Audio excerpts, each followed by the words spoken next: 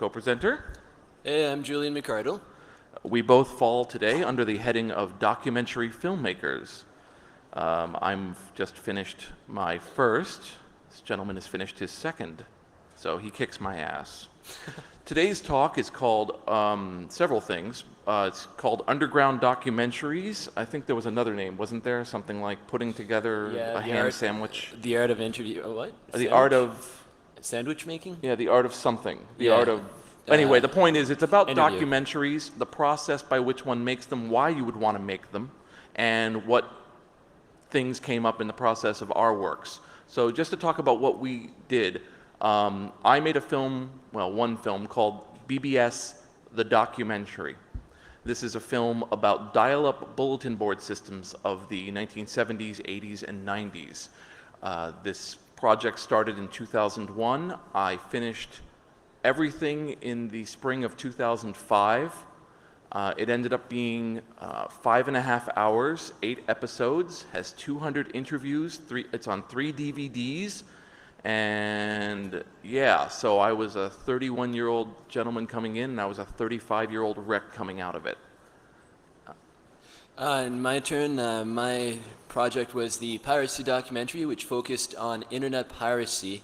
And this consisted of interviews with CRIA, which was the Canadian Recording Industry Association, and a bunch of others to get sort of all angles on that topic. And again, that was my second movie. My first one was a sort of edutainment film on computer basics, known as The Ento Show. The Ento. E-Y-N-T-O. E-Y-N-T-O. I know. We probably should just mention our websites now just to get out of the way. I'm bbsdocumentary.com. And I am piracydocumentary.com. All one word. Yeah, we all meet at night. So the first thing you got to do when people hear documentaries, especially in the modern age where you have documentaries that are also polemics, is what exactly constitutes a documentary.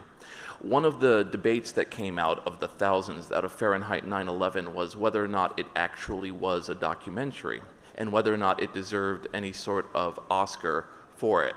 If you go and read the Oscar rules on what constitutes a documentary, it is and I'm semi-paraphrasing here, it is a motion picture in which real life events represent an inspiration and are told through either recreation, actual footage, or through exposition. So basically a mobile phone cam shot is a documentary, and technically Texas Chainsaw Massacre is a documentary. Both are based on real events. Took a few liberties here and there. So documentary. So you can't fall into those kind of debates. To myself, a documentary is simply a film that informs you in some way. Whether or not it does entertainment along the way is a bonus. The idea is at the end of it, you've learned something that has some vague use to you. Whether or not the actual thing you learn is, I never want to hear about this again, and I should avoid things named this. Do you have a definition of your own? Yeah, actually, no, I don't have a definition of my own. Basically, anything that documents in any way, the relevance is not an issue with that. It can be completely irrelevant, but as long as it's truthful, it constitutes a documentary in my books. Or an attempt at truth. What's your age again?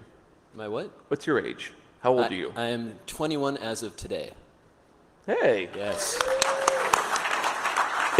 Is there somebody with Jägermeister in the house? I am 35 as of not today. Just so we understand that we're coming from two different positions. When I was 21, I wasn't doing what he was doing at all, and I didn't start doing anything involving quote-unquote professional filmmaking until I was 31. Now, I got a film degree, but then I realized that the film business sucks, and I didn't want anything to do with it. So I ended up going into computers, which paid better. And it was because of that well-paying job that I was able to consider making a film. So it's important to demarcate when I'm talking about these films that my film was a hobby.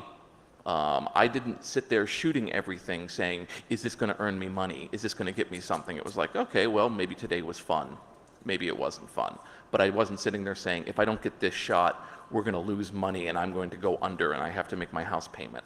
I always made sure when I shot my film that I never let it consume my life to the point that I was betting the farm, because that's when you make really poor decisions in everything.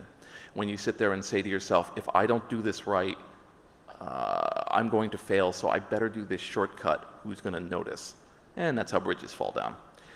So when you're making a documentary film, or decide you want to, does anyone here have an interest in making one? Excellent. I'm better than NYU and cheaper. Anybody here, let's see, so I was asking that one. Anybody here made a documentary film? Oh yeah. Nice. Was it good? Yes? Okay, Yep, okay, yeah, we two got goods. hands there, yeah. We got two goods. We got two goods. One, I wish I wasn't there. Excellent. Porn doesn't count as documentary.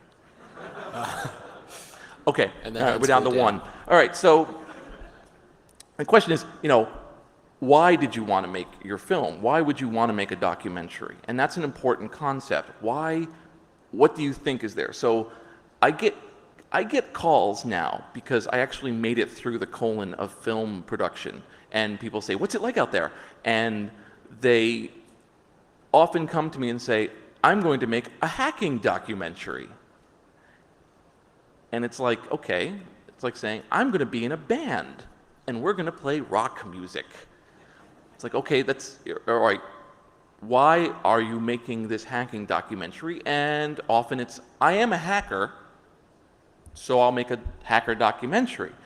Or other people will be like, I'm a musician, I want to make a music documentary, and so on. And the question becomes there, you can save yourself a lot of time. Well, okay, there's two flip sides to it, right? You can lose out on a lot of life by asking too many questions, and you can gain back a lot of your life by asking too many questions. So you ask that fundamental question, why am I doing this? So why did you decide to make a documentary? We won't count the first one. The first one he shot with a mobile phone, by the way. Just in case anyone here is wondering about whether or not you got to go down to B&H Photo and drop 10 grand. Yeah, equipment is not a prerequisite to making a documentary. You have to have the love for it and the love of the topic. If the topic is uninteresting to you, odds are, unless you're paid for it, at which point the love becomes one for money, it won't be a good film. You have to really like it, or else, likewise, you like the BBSs. Yes. That was an important part of your life. I very much liked computer-related things, computer security for the first, and for this last one, just the wearer's world and how it worked. And that, without that key thing, it all falls apart. In my case, I noticed that it was getting to be 2001 and nobody had made the Time Life series of BBSs. So I guess it was time for me to do it. So I sat down and spent, my timeline, like I said, was a little weird. It was 4 years. So it was 6 months of research, 3 years of shooting, and about 8 months of editing, production, finishing things off, screaming at an idiot asshole record company, and clearing things out. So for me, it was a case of, what's my story here? Let's go actually find out. You enter into a story. Let's say you're going to do a story on the Hope Conference, right? You come in with an idea. You can come in as an attendee. You can come in as an organizer. Those are two very separate stories. You can come in as somebody who wants to just speak. That's another story. Each time there's all these hundreds of stories that could be going on. As a filmmaker, you are recording for documentaries something semi-based in reality. In fact, you're not. Every time you aim the camera in a different direction, you are making an editing decision.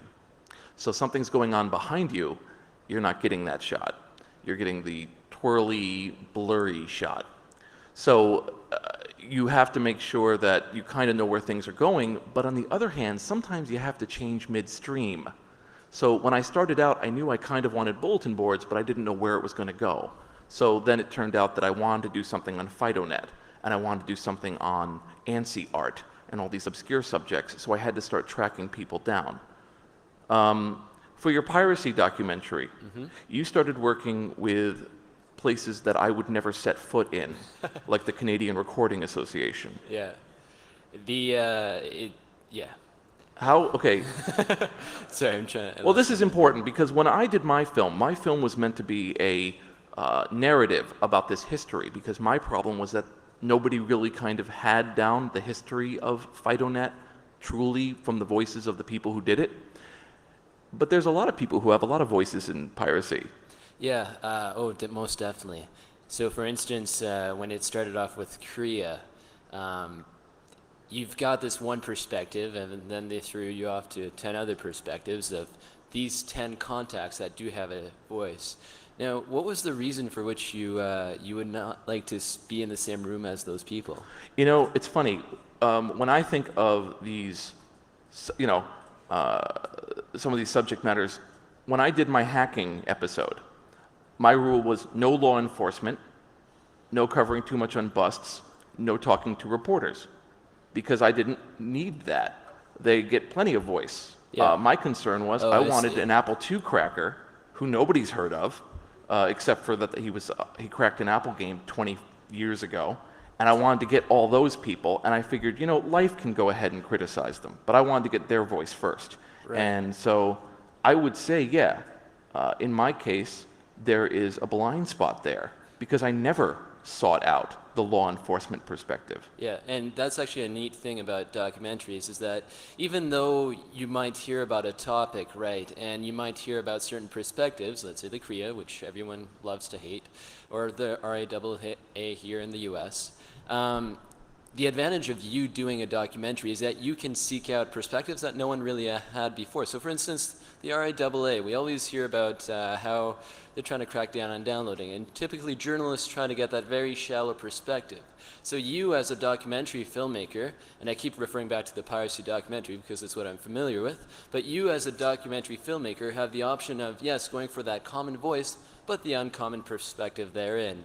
The questions I had asked these guys that I had met during the trip, they hadn't really heard them before because journalists really do not have the expertise that you guys have, right? They typically have to cover all these stories, and so they have a lot of general knowledge and a lot of separate things, but the advantage that you guys have is that you're an expert in your own special field, so you have the upper hand.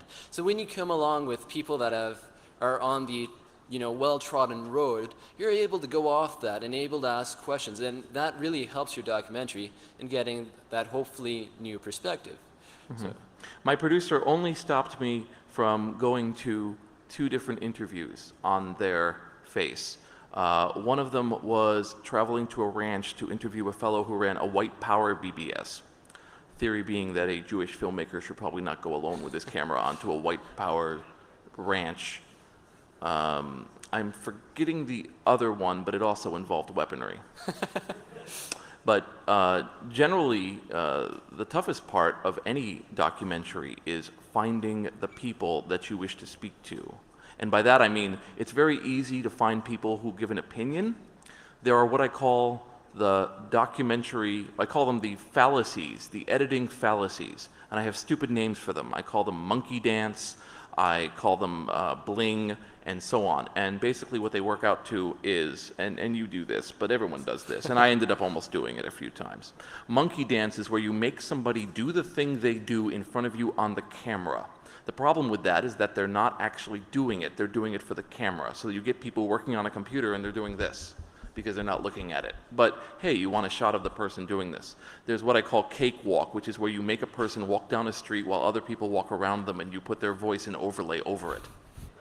This allows them to go on some endless, useless exposition and be somewhat interesting because you can stare at the girl's ass next to the guy who's walking.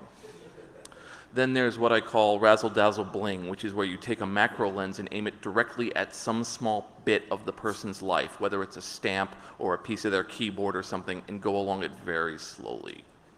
Again, this allows exposition. One of your problems in the documentary is that film is not print. Film is not able to give you the mass of print. On the other hand, film tends to be slightly less boring because it's only 40 minutes of your life that's gone instead of 10 days trying to read this 2,000-page tome. It's shallow, but it's also very effective. So Think of it as a knife stab instead of a nice full operation. You get it in there and you feel it and it's done, as opposed to slowly destroying you. So there's a couple other cases, and one of them is what I call man on the street. And what that means is you walk down with your camera to the nearest corner and you basically charge at somebody and go, "So, GMO, go!" Well, people will do one of several things. Probably they're not thinking about GMO at that point. So probably they're going to say, "But I don't know what GMO is." Or they're going to go with, "Is that a supermarket?" Or they'll say, "Hey, I hate GMO." Or you'll be really lucky and you'll get someone who'll go, "GMO, Jesus Christ," and they'll drop their briefcase and take their shirt off and scream at you. Then you, in the editing room, unsure how to get from point A to point B, flip back to a bunch of people in the street spouting off what they know, which is nothing about the subject. But you get from one place to another. And that's a major problem when you're telling, quote unquote, a story. Trying to turn reality into a story is the fundamental problem. This is why when you have documentaries that are about certain subjects and then you compare it to a film made on the same subject. Well, first of all, there's a lot more fucking. But beyond that, you end up with all these kind of things where they say, "Oh yeah, that guy was these 4 guys." Because those 4 people are 25% interesting. So they've pressed them together into one guy. So if you know the original story, it's not as compelling. But if you do know the story, if you don't know the story, it's pretty compelling. I wish I was there. It's pretty interesting. I'm killing you, aren't I? Let's just again. He does some of these shortcuts in the piracy documentary. This means he's more professional than I am. There's a lot of risks I took. When I interviewed people, I intentionally did not ask them to do anything related to what they do. I just simply talked to them, and it became up to me to make the interviews as compelling as possible. That was what we call a double down bet. That's where I'm going to sit there 8 months later, wishing I had a time machine so I could punch myself in the nuts. And there are cases of me, I'm on film, I'm editing film that has me in it, and I hear myself going, "I'm so sorry for that." And I'm going, "I forgive you." Because I know when I'm shooting it that I'm like, "Oh, I'm going to be so angry at myself." Because there's 2 yous. There's the guy out with the camera who's really enjoyable, really athletic, having fun, going around getting the shot. And then there's the poor crammed asshole with the soda who's stuck there for 24 hours at a stretch trying to turn this dog shit into something relating to a story.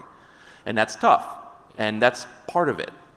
And just to jump out of our sequence, that can't be discounted. The time that it takes to do these things is very important, because if you sit in an IRC channel talking about your documentary, that holds interest for people for about 14 minutes. And then after that, they're back to the dong jokes. And when you try to take energy and try to get ideas from these people, they're like, "Why are you still talking about that? That was Monday. It's Wednesday." So it took me 8 months of editing there were literally people who I interviewed who died because time went on. And by the time I'm editing them, they're never going to see what I did. So that time bit doesn't show up for people who are saying, and once I finished it, in my case, it's 5.5 hours. That'll slow you down, but his film will be between 40 minutes to an hour and a half. So in an hour, that person will take their months and months of work and go, burp, Yep. and then turn over to the Teletubbies. Well, because they're stoned. So, you have to understand that, all these little arts and things have the secret part. Writing has this, marathon training has this, all of this. The part where you are alone, the part where it's you and your product, and you are alone, and you are working on it, and you know it's going to be good, but you've got so much to go through. And that's when you can make the shortcuts, because you're like, but I have to make this festival, because there aren't 5,000 festivals. No, that's not true. I did play in one festival, so I could get in the IMDb. That's the good part, by the way. You get in the IMDb. You get in the IMDb, then you can put your picture up. By the way, it costs $50 to put your picture in the IMDb. And then you can write about what a great guy you are. And then you can point to that, and you get a cupcake. With the piracy documentary, watching it, like I said, when I had it, I had my biases. When you went in, did you find any of your biases changed? Oh, for sure. You mean like going in from before to during, like Yes. after production? Like, Well, like after, because you actually sat in the room with these yeah. weasels. When you interview people, at least in my case, your perspectives change. It's always good to go in there with at least some idea of what you're going to say, but the more you interview people, the more they fill you in on perspectives you had not imagined, vectors you had not thought about. And so the thing changes. By the end you're actually doing post-production, you're probably somewhat of a different person than you were before. Mind you, my topic is somewhat of a more subjective matter. I mean, BBS is somewhat more. I mean, there's no one angry about BBS per se today, I hope. So. Wrong? Okay, I stand corrected. It was before my time. There was somebody who I tried to interview, and he said, sure. This was the. Okay, fine, I'll tell you. This was the gentleman who created Orchestra 80. Does anyone know what Orchestra 80 is? One man knows what Orchestra 80 is. Excellent. You and I will go somewhere and be alone. The Orchestra 80 system was a musical system created for the TRS-80. And what it was basically there was no sound, and what this was a circuit that could connect to it that would allow it to send sine waves, so you could actually get basically voices and music in it around the 1980 and onward period, around that time. And so basically, if anyone's ever used Amigas and mods or done tracking or anything where you make music, you could do this in the early 80s. And I was originally going to do an episode where I was going to have all these art things, all these people who kind of used computers for art, and it ended up being just ANSI art because that filled 40 minutes, which tells you where my perspective went. I went to go interview this man, and he said, you betcha, sounds interesting. And he was in California. And I was staying at a friend's house in California, and I checked my email because at 8 in the morning I got to go interview this guy. And he emails me, he goes, hi Jason, I took all the equipment out of my garage to lay it out so you could interview me with it. And I realized looking at it that this is what destroyed my marriage, that I spent all of my time with this machinery, and I ignored my wife, and I ignored my child, and they're no longer in my life. And I don't think I really want to talk about that anymore. So I think I'm going to cancel the interview, and I think I'm going to get rid of this stuff. So I wrote him back and said, okay. I didn't write him and say, fuck you. Be a professional. I wrote him back and said, I totally understand. Please give that stuff to a museum. And that's that. You know, there are people in a subject. You can't just think of a historical subject as being gone. You can talk to somebody who watched someone die, and they can be 80, and they will be there when they tell you. And you have to be very, very careful about that. During the documentary, I interviewed 205 people. Generally, they were happy. In one case, I had someone break down on camera because he realized how much pain it had caused him. And you have two choices there. You can stop the interview, or you can keep rolling. I kept rolling because I thought that it was vital that people see what effect they had on this man, because he was perceived as a very evil character. He was perceived as somebody who was actually a big company destroying someone's life. And in fact, he was just another businessman who discovered the world wasn't what he thought it was, and he had made a bad decision in publicity, and now he was hated, and all he could be remembered for was how much he was hated. So he started crying, and that's in my movie. He was the inventor of the ARC format. And the reason you don't hear about the ARC format and you hear about the zip format is because of this. So sometimes in these films, you'll find yourself in a weird place that you never expected you would be, right? I mean, there's cases where, as a filmmaker, you followed someone in. I mean, what do you do if you're doing a film on somebody and the guy suddenly lights up? Just starts doing a drug in front of you. Well, let's have even more fun. Let's say he injects. That's even more fun. At least with lighting up, you're like, oh, but the dude's just rolling up talking to you, and he just fucking sticks it right in the arm. What do? Do you keep the footage? Do you throw out the footage? Do you talk to him? Don't do that, please.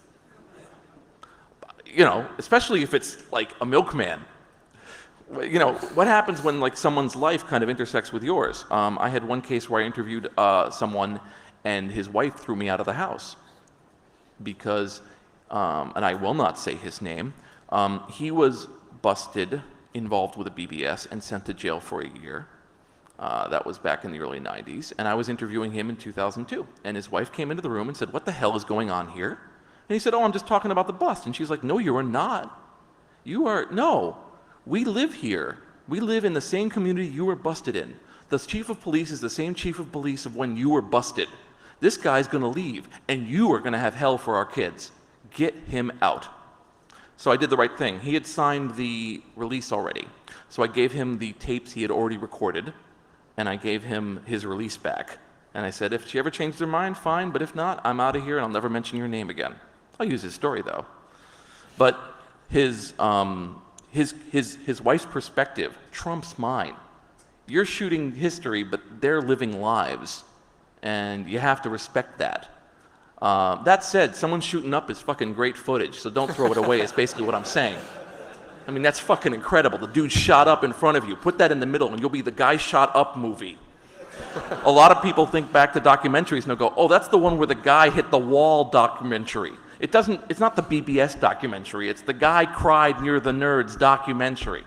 And that's, there are moments of that. I'm thinking back to that film, but one of the ones that inspired me, Penelope Spheris, his End of Civilization, I think it was part 2 on heavy metal. And there's a film of, I think it's one of the Motley Crue guys or something, and he's drunk. And I mean, there's drunk like I had a drink, and there's drunk like I'm a frog in formaldehyde. And he was in formaldehyde, and he was in his little fucking inner tube, and his mother's there. They're interviewing her with her mother. And her mother is looking down at what is essentially a piece of dead meat that used to be her son.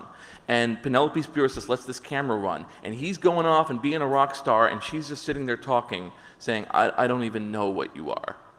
And to me, it will always be the inner tube fucking drunk formaldehyde rock star movie. Anyway, compelling shit. Yeah, right? Compelling shit. But yeah, on topic of people who do say no and stuff like that, that's going to be anticipated. Your prime reaction when someone does say no, because you were talking about that, people declining interview, being kicked out of a house. You cannot get upset at that. It's going to happen. And what you can do, though, is pester them to perhaps give you info on someone who could do an interview. So for instance, I've attempted interviews with 74 contacts, of which 25 agreed. Well, for the other 50, many said, F off. But for those who didn't tell me to go my own way, they were kind enough to give me contacts to people who finally did interviews. And sometimes it's a long path. It's like a railroad with multiple stops, right? So I'll give you one example. I was trying to get the labels perspective, right? Because they're the ones who are mostly doing all the action here. And so they're like, okay, well, we won't do interviews, but maybe you can try these guys. So I go to these guys. They're like, not really. Next. Anyways, long down the road, I come to Korea. And by that time, I've had all these people that are sort of vouching for me because they feel a bit bad. And then I get an interview with Korea, at which point, they see me come in the door and they're like, who are you? I'm doing an interview with you, right? Because you've got this sort of, another advantage of being turned down is that you can use those people as somewhat of a reference. So if you walk into a room, and I was dressed like this when I was interviewing like president of like the Canadian RIAA and like Canadian MPAA. You're gonna be like, what's that punk kid doing here? Well, they're doing an interview and they have no choice but saying yes. So that's how no's can actually be a good thing, and don't get upset. So. When it's been attributed to 6 billion people, it definitely dates to the 30s, but the phrase is the key in filmmaking is honesty, and once you can fake that, you can get anywhere. The person who most people are surprised that I interviewed was Vinton Cerf, the evil overlord who controls the internet. His interview basically came about because I wrote him and said, hey, I'd like to interview you. And he went, okay. Here's my secretary. And his secretary gave me a 6-page PDF on, so you're going to interview Vinton Cerf. Said, come here, go here, wait here, and then you'll go to here, and you'll be loaded into the anaerobic chamber, and then over here, and then... Anyway, so I went there, and he was behind his desk. I set up. I asked him a bunch of questions about BBSs, of which we talked very little about BBSs, and then off we went. And that was it. 1 hour later, I was out of there. But I had my Vinton Cerf interview. And people have to realize that when a person is famous, they often got famous because they talk to people like you. And they talk to people like you all the time. All the time. I'll do my interview later. And they would talk to anybody who would write down anything. So wherever that happened, they would go for it. And that never stops. So you're just another one of them.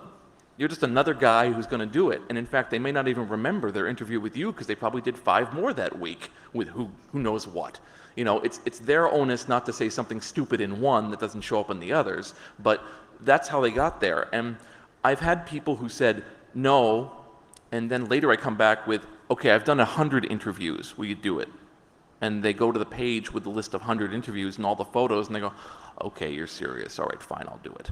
I've had to negotiate a few people who were vaguely interested in it, and then later they said, okay. Best one was a guy who said, best answer ever, okay, you're probably legitimate, but I really pulled a prank on somebody. So I think you might be him. And I wrote to him and said, okay, here's my list of interviews with all my photos, and here's all the work I've done. And he wrote back, well, if you're him, you've done an awful lot of work, so let's do it. And I've never really asked him, what the hell did you do to this guy? Did he wake up naked in a football stadium? You gotta really be that paranoid, but that's what he was. You know, my luck came that I interviewed a lot of people who nobody had ever interviewed. I'd interviewed, you know, FidoNet was a network, and everyone had interviewed the guy who created the network. I interviewed the guy who he talked to. I called them my oh my God, it's that guy interviews. I'm just now working on a documentary about text adventures. It's called getlamp.com. And yes, those text adventures, I'm interviewing Infocom guys, I'm interviewing adventure guys, and after a number of efforts and going through his daughter, I have interviewed the man who created the Choose Your Own Adventure books. How? Persistence and saying, I'm real, here I am, here's what's going on, and it took 3 months, but I got an interview with him. And whether or not that pans out to something is something else, but the point is I got it. And some people will go, oh my God, it's the guy who made Choose Your Own Adventure books. That's the guy.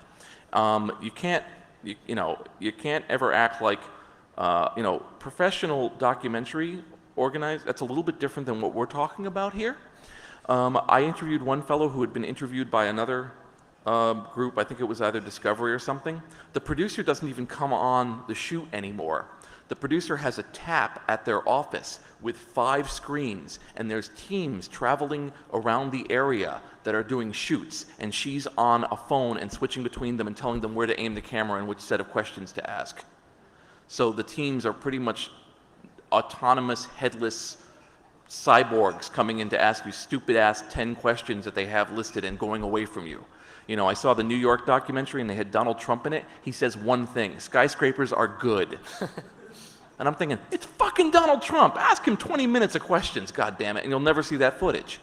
Part of the reason why I am slowly uploading all 250 hours of my interviews up at the archive.org, because I chose my 5.5 hours. There's probably something in there for other people in the other 200 hours that they want to see. We got pretty jelloed. We're almost at the 50-minute mark. So we'll just mention one other bit, I think, which is my documentary is Creative Commons Attribution Share-alike 2.0 licensed. And this gentleman has been putting his documentary up for you to download it, to comment on it, which is not the standard operating procedure. Yeah, it's basically the way I have set it up. Mine's a donation-based model, so that you can go up, download the movie. If you like it, yeah, you know, I know you can donate a few bucks. That said, donation models don't really make a lot of money. I've done this for quite a while now, and one thing you want to do is, if you do go donation, is maybe perhaps give people incentive to donate. So for instance, a few months ago when I was releasing version 0.5 and 0.8 of the documentary, 0.8 is what I'm on right now, I said, you know what, donate to me X amount of dollars, I think it was 10, and you get your name in the final credits. Well, the second after, and a few digs later, I've got all these people donating to me $10 and not a cent more, which is perfectly fine, and that's a good way to make money.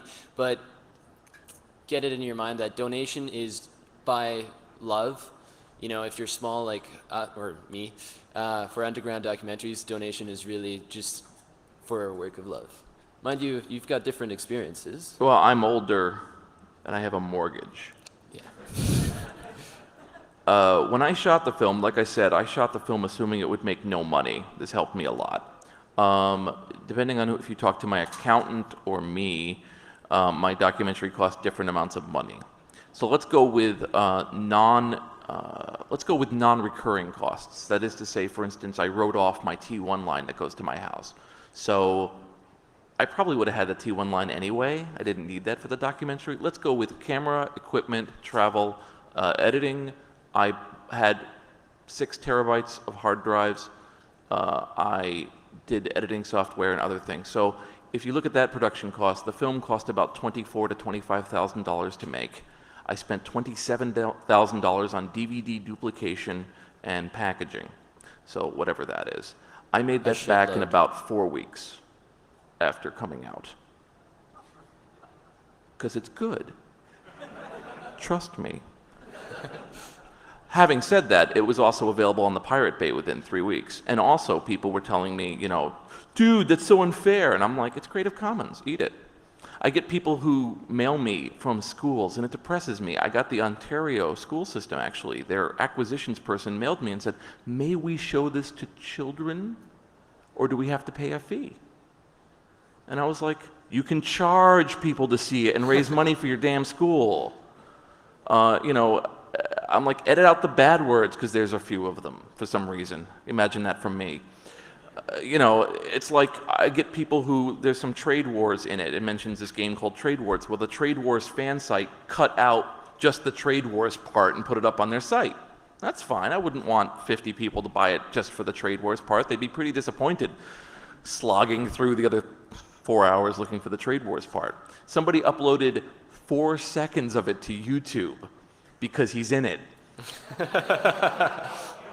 You go BBS documentary on YouTube, you get 4 seconds of this dude. I actually interviewed people here. And everyone I interviewed, I gave them a free copy, right? That's how you do that. And I had pre-orders, which was part of why I made money so soon after it, because I said, if you believe in me, and this was somewhat an anti-piracy technique, I said, if you, wait, I fall into that fucking language all the fucking time.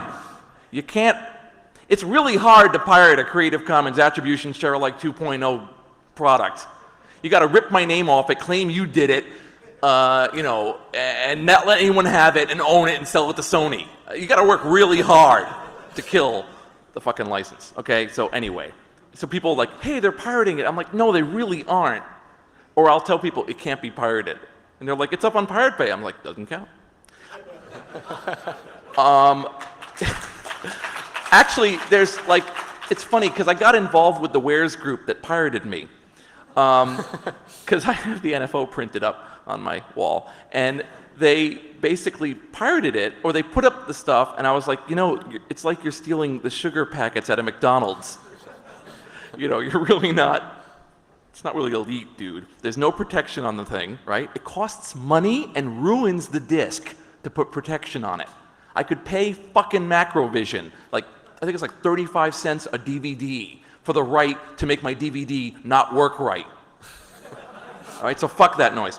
And I made sure, it's funny, when you shoot this stuff, and this is the thing, this is the important thing, when you're right at the end, as they say in the biz, when you're right to the short strokes, you want to not betray what you thought, what you wanted to do when you got to the beginning. And by that I meant, there's no menu you can't get out of. There's no logo you can't get out of. Everything's got chapters, everything's got subtitles, everything's got commentary tracks. Because it's like, damn it, I'm here. I'm gonna, I spent 4 years on this bitch. I'm gonna finish this thing right. And that's important. You gotta finish off what you're working on and stay true to what you were believing in. That was an interesting rant. Sorry about that. I got all Jello inspired here. Don't use that microphone, okay? It's used. Anyway, he goatsid. Anyway, all that aside, Creative Commons licensing happened to work for me because it made Cory Doctorow jizz, and he mentioned it on Boing Boing. This got it mentioned on Slashdot. This got it mentioned on a bunch of other sites. And this, getting mentioned on Slashdot, even though everyone thinks of it as the tired old whore bag that nobody cares about anymore, if you get on Slashdot, I made $9,000 in 1 day off Slashdot selling this stuff. You get on Slashdot, and then comes this second wave. Dig doesn't do this. There's a second wave of response where all these lazy ass reporters who browse Slashdot 2 days later come to you and say, so it sounds kind of interesting, can I interview you? CNET does this, Wired does this, a lot of them do this. Because it's easy, right? Read Slashdot, hey, a guy was able to make a pumpkin look like goat's head, let's go interview him. Hey, look at this guy, he's doing nothing but eating monkey chow for a week. Hey, look at this guy, he's over here, you know, and that's what they do. Hey, guy made a documentary about bulletin boards. I wonder what those are. Piracy, I wonder what that is. Are you a pirate? Are you a ninja? So, you know, you can't discount that. Most of my promotion is through online. I have a documentary, what was that? I can't even read that. That means stop talking. 10 minutes, 10 minutes. You go ahead and talk for a while. I'm a motor mouth. Okay, well, what it's wanted to get to you guys is that you can never go too big. So a lot of people, and a lot of corporations especially, because this was my expertise here at this, they think that because they don't have their phone number out there that you won't get in touch with them, and that if you do so happen to get in touch with them, then you must be someone who's legit. So 411 is your friend, and you go to a website, let's say some organization that rhymes with Microsoft. And you go, so you go there, and let's say they don't have contact info, but they have their address. Well, you basically put that in 411, reverse lookup, and there's their phone number. You call them up, and it's their direct line. That helps. Google is also your friend, right? The RAAA has no numbers on their website, but you go to Google, you do a quick search, and bang, first result, RAAA. You call it up, and within 10 seconds of calling up the first number that came up on that search, it was on a form somewhere, someone had done the work for me, sorry, running out of air. You go there, you call them up, and before you know it, you're in contact with the media relations person at what did I say? RAAA. So you can Goat Fuckers Incorporated, I think, is their American name. Goat Fuckers Incorporated, or is it Limited? Is it Goat Fuckers Limited? Sorry. I can't comment, right? But so yeah, you can never go too big, and a lot of people are going to say yes, and it's going to surprise you. And like individuals are a lot more easy. Like you know, I took all this time to contact corporations, and then I emailed, for example, Michael Geist, and then he's like, "Oh yeah, sure, awesome, right?" And another thing that I forgot to say that you should always do is that email tends not to work. So if you, for corporations at least, it's gone. But if you call them, then you get someone, and that sort of pushes them a bit to actually get it back in touch with you. And you have to call. I don't know if you can hear this on the mic, but call again, because they're lazy, for the most part, or they're extremely busy. I prefer to think they're lazy, and they'll get back to you if you're annoying enough to them. So definitely call. Email's bad. That's pretty much all I can think of when it comes to contacting large corporations. So you're saying persistence, dedication, and strength, which should come as a great shock to people. Yes, most definitely. Oh, and make yourself sound professional too, right? If you say like, yeah, I'm like doing a documentary on like, and that's the phone call, you're somewhat in trouble. But what I did, for instance, is for my cell phone, right? I changed my voice box thing. So instead of saying, hey, this is Julian McCardle, blah, blah, blah, I started saying, hey, I'm Celsius Studios, to make myself more professional. And again, it's a great surprise when they see you this 20-year-old walking into the room. They're like, who the fuck are you? But hey, it helps. And it's all for that image. Sound professional. Sound like they want you to be interested. And also, be their best friend. And you have to really, especially with corporations, you have to somewhat be of the same perspective as they are. And that's not to say that I'm of a different perspective than anyone I interviewed. But you have to be real nice and suck up a lot. Yeah. Being combative is not, you know, I really can't watch the last 10 minutes of Bowling for Columbine anymore, because all it is a, it's a bum rush, you know. It's basically where you had 10 questions that you wanted to hit on somebody. The guy lets you into his fucking house, and you fucking bum rush him with 5 questions. I understand why this was done. I understand how it's compelling, but I can't watch it anymore. There's another thing on that. What? Well, if we start talking about Bowling for Columbine, we'll jello everybody. Let's not do that. No, I didn't mean, I meant on bum rushing people. Oh, bum rushing, yes. There's no need to do that. If you contact someone, you can ask people very difficult questions without wording it as such, because people are smart, and if you word questions intelligently, they'll be willing to answer, even if they're really, really tough questions. So you don't have to go the whole bum rush. That's only if you want to go for that kind of attitude. But you are fully free to ask attack-style questions to people if you word them in a nice and if intelligent manner. And you'll get the same reply, minus the deer in headlights response that, are you a cocksucking bitch? And then they're like, what? Well, it works better if you ask, are you a homosexual? That's someone, or...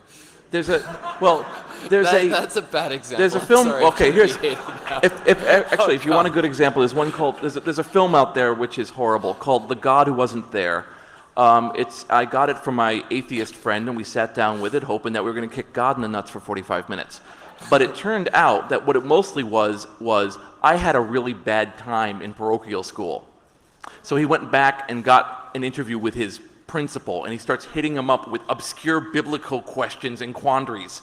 And his principal is like, his principal is literally appealing to him, like, Michael, you didn't tell me this is what we were going to talk about. Not, oh my God, the hidden story of God, but more like, Michael, what the fuck? I mean, I don't think we're going to keep this interview. He includes all this. This is why I know this, right? Oh, we're not. And it's like, you showed the man, you asshole. So there's different ways you could tell a story, and it's a really bad sign when people don't like the filmmaker at the end of it. You've not done your job, or at least at the very least, maybe you've done the job as well as you're capable of doing, and you need to realize that this maybe shouldn't be your job. That's a downer to go off on. Let's go on something.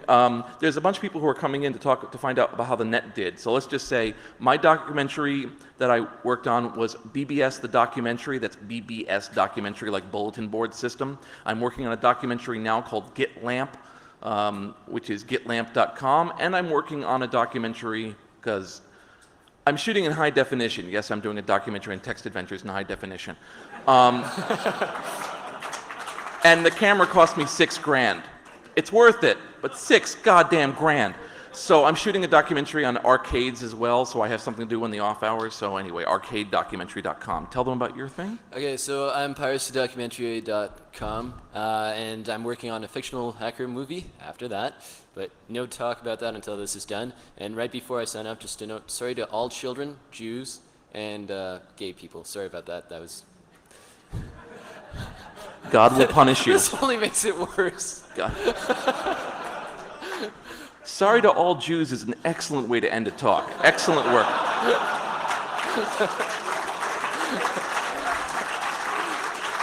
We'll answer questions in the back, and for some reason I might have a few of my documentary for sale, maybe, but something. We'll happily talk to you in that little area over here while they do the talk here. So thank you very much for all sitting down.